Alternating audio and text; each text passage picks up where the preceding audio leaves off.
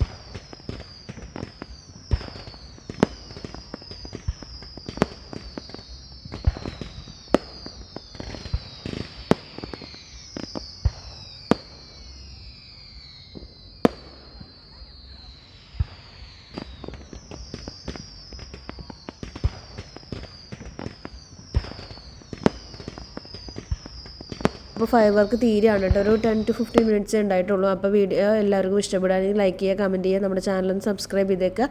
അപ്പോൾ അതേ റോഡൊക്കെ നല്ല തിരക്കായി തുടങ്ങി. അപ്പോൾ നമ്മൾ പോവാണ് അടുത്ത വീഡിയോയിൽ കാണാം. അതായിരിക്കും. Take care, bye bye.